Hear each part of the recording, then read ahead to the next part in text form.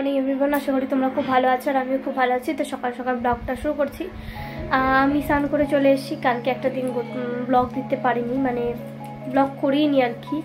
আর হচ্ছে আজকে কালকে এসছে মিঠি, তোমাদের সাথে সেটাও শেয়ার করা হয়নি।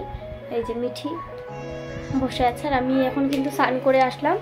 এখন ফ্রেশ হব, তারপর কিন্তু বিছানার এই যে এই হালত, তো বিছানার চাদর টাদর সব চেঞ্জ করব, তারপরে খাবার করব। আজকে সকালে দেখি কি খাবার করি, তো চলো সবটাই তোমাদের সাথে শেয়ার করব। তো দেখতে থাকো, হোপফুলি তোমাদের ভালো লাগবে। বিছানার চাদরটা কিন্তু আমি পেতে নিয়েছি, দেখতে পাচ্ছ কি সুন্দর লাগছে দেখতে। তো চলো এবার নিচটা গুছিয়ে নিই, তারপর আসছি। আর এই যে মিঠি, তারপরে তো এই যে আমি ওদের জন্য চাউমিন করে নিয়ে চলে এসেছি। আর বেটুকে দেখো, দেখে মনে হচ্ছে কত যে খাবে, কিন্তু একটুও কিন্তু খাবে না, এই নাড়াচাড়া করবে আর ফেলবে। তো চলো আমরা খেয়ে টেয়ে নিই। আমরা খেয়ে টেয়ে নিয়ে কিন্তু এখন বসে আছি। আর মিঠি কিন্তু আসলো স্নান করে, আর আমি একটু বেটুকেও খাইয়ে ঘুম পাড়িয়ে দিলাম, স্নান করেও দিয়েছি। বেটুকে ঘুম পাড়িয়ে দিয়েছি, বেটু ঘুমাচ্ছে।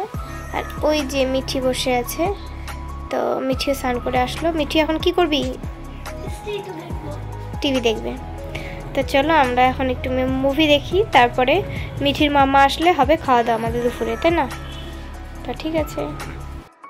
কিন্তু চাটা খাওয়া হয়ে গেছে সন্ধ্যায়, আমরা ঘুমিয়েছিলাম আজকে খুব সুন্দর, ওর জন্য আর ভিডিও করা হয়নি। তো আমি এখন করব আজকে রাতে ডিনারে করব কিন্তু লাচ্ছা পরোটা আর ঘুগনি। তো আজকে কিন্তু আমি ফার্স্ট টাইম বানাচ্ছি বাড়িতে, তো জানি না কেমন হবে। তো যাই হোক, আমি এখন ঘুগনিটা বানাবো। তো চলো বানিয়ে নিই। আর এই যে মিঠি, কোথায় গেলি? তো চলো আমি বানিয়ে নিই, তোমরা দেখো। কড়াই কিন্তু আমি গরম করতে এখানে বসিয়ে দিয়েছি গ্যাসে। তারপর কিন্তু আমি তেলটা দিয়ে দিয়েছি। তেলটা দেওয়ার পরে আমি কিন্তু এর মধ্যে দিয়ে দিব গরম মশলাগুলো, মানে গোটা গরম মশলা দিয়ে দিব তেলটা গরম হয়ে গেলে। তো এই যে গোটা গরম মশলা, তেজপাতা সব দিয়ে দিয়েছি। এরপর কিন্তু আমি এর মধ্যে পেঁয়াজগুলো দিয়ে দিব। পেঁয়াজটাকে লাল করে ভাজা হয়ে গেলে তারপর কিন্তু আমি এর মধ্যে দিয়ে দিব টমেটো কুচনো, যে টমেটোটা ছিল সেই টমেটো কুচনোটা দিয়ে দিব পেঁয়াজ লাল করে ভাজা হয়ে গেলে।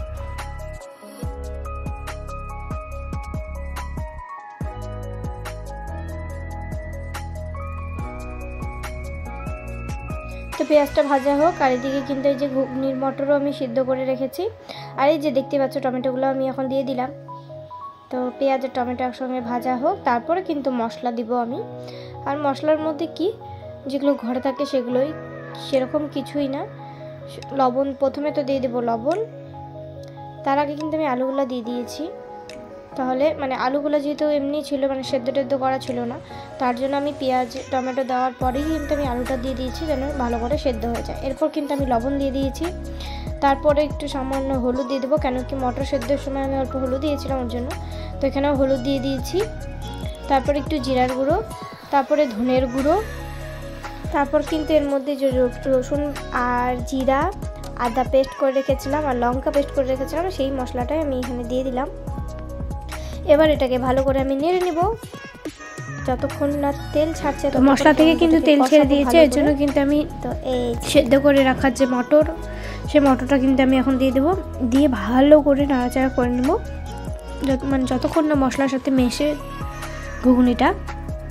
তো চলো মশলাটার সাথে ভালো করে মিক্স করি। তো এই যে দেখতে পাচ্ছ, এরপর কিন্তু আমি চাট মশলা দিয়ে দেবো এর মধ্যে, টেস্টের জন্য চাট মশলাটা দিব। তারপর একটু টমেটো সসও দিয়ে দেবো টেস্টের জন্য। এটা কিন্তু আমি নিজে থেকেই দিয়েছি, কারো দেখে করিনি, মানে নিজে থেকেই। তো টেস্টের জন্য একটু টমেটো সস আর চাট মশলাটা দিয়েছি। আরেকটা কিন্তু এর মধ্যে দিব সিক্রেট মশলা। সেই সিক্রেট মশলাটা মানে কি বাড়িতে বানানো হয়েছে, ভাজা মশলা আর কি যেটাকে বলে। তো ওটাতে ওই মশলাটা দিলে কিন্তু ঘুগনির টেস্টটা আর একটু ভালো মানে বেড়ে যায় আর কি। তো সেটাই দিয়ে দিব। তো আমার ঘুগনি কিন্তু একদম রেডি। আমি কিন্তু উপর থেকে ভাজা মশলাটাও দিয়ে দিয়েছি। যখন এটা খাওয়ার সময় একটু ভালো করে নেড়ে নেব, তাহলেই হয়ে যাবে। এরপর কিন্তু আমি বানাবো লাচ্ছা পরোটা। সেটার জন্য কিন্তু পরোটার ডো, মানে যেটা ডো আর মানে ময়দার যে ডোটা, সেটাও কিন্তু আমি মেখে রেখে দিয়েছি আগে থেকে। এই যে এখন বানাবো, মানে আমি এইটা বানানো আমি ইউটিউবে দেখেছি, তো সেটা দেখেই বানাচ্ছি, যে তোমরাও দেখতে থাকো কীরকম করে বানায়। তো আমি তো ফার্স্ট টাইম বানালাম, ভালো হয়েছিল, মানে খুব একটা খারাপও হয়নি, খুব একটা ভালো হয়নি, মানে মোটামুটি ফার্স্ট টাইম যেরকম হয় আর কি বানালে। এর নেক্সট বার বানাবো তখন একটু ভালো করে করার চেষ্টা করব। ডোটা ছিল সেটাকে কিন্তু আমি রুটির মতো করে আগে প্রথমে বেলে নিয়েছি, করছি কীভাবে ঠিক হয়নি গোল, যাই হোক ফার্স্ট টাইম। আর তো এটাকে বেলে নিয়েছি। এরপর কিন্তু আমি এর মধ্যে সাদা তেল দিয়ে নিয়েছি, মানে সাদা তেল ব্রাশ করে নিয়েছি। তোমাদের কাছে ব্রাশ থাকলে ব্রাশ করে নিতে পারো, আমার কাছে ব্রাশ ছিল না জন্য আমি চামচ দিয়ে এটাকে তেল দিয়ে দিয়েছি। তারপর কিন্তু এর উপরে আমি ময়দা ছড়িয়ে দিয়েছি। তারপর কিন্তু একে ভাজ করব, মানে এটাকে ভাজ করব, খুব সাবধানেই করতে হবে। আমি কিন্তু খুব সাবধানে করছি ফার্স্ট টাইম, তার মধ্যে আর একটু অনেক রকম এটার করার জন্য অনেক রকম পদ্ধতি থাকে, তো আমি এই পদ্ধতিটা ট্রাই করছি, কিন্তু তাও আমার কাছে অনেক টাফের মনে হচ্ছিলো।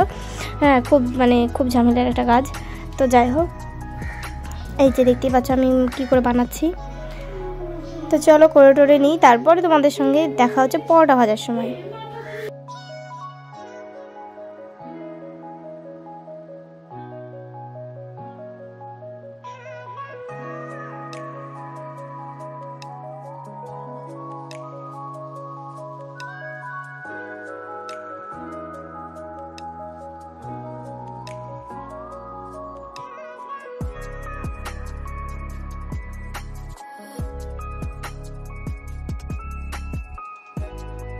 তো আমার কিন্তু সবগুলো লিচি করে নিয়েছি, দেখতেই পাচ্ছ।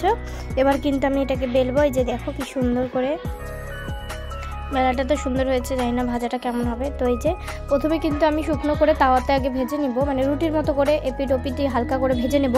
তারপর কিন্তু আমি তেল দিয়ে এটাকে ভাজবো। তো এই যে বেলে নেওয়ার পর আমি কিন্তু যতটা পাতলা করতে পারবে ততটা পাতলা করবে, আমি তো যতটা পারছিলাম ততটাই করছিলাম। এই যে তাওয়াতে দিয়ে দিলাম। তো তারপর কিন্তু এটাকে যেমনটা বললাম এপিট ওপিট করে আগে হালকা করে ভেজে নেব। তারপর কিন্তু আমি এর মধ্যে তেল দিয়ে ভাজবো আর কি।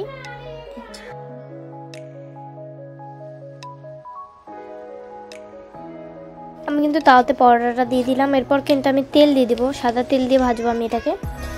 তো সাদা তেল দিয়ে এপিট ওপিট করে আস্তে আর লো ফ্লেমে একদম, কেন কি তাহলে উপরটা মানে লাল হয়ে যাবে, ভেতর থেকে কিন্তু কাঁচাই থেকে যাবে।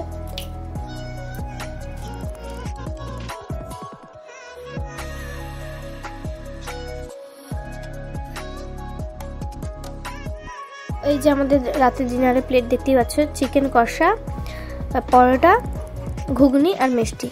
তো ভিডিওটি কেমন লাগলো অবশ্যই লাইক কমেন্ট করে জানাবে।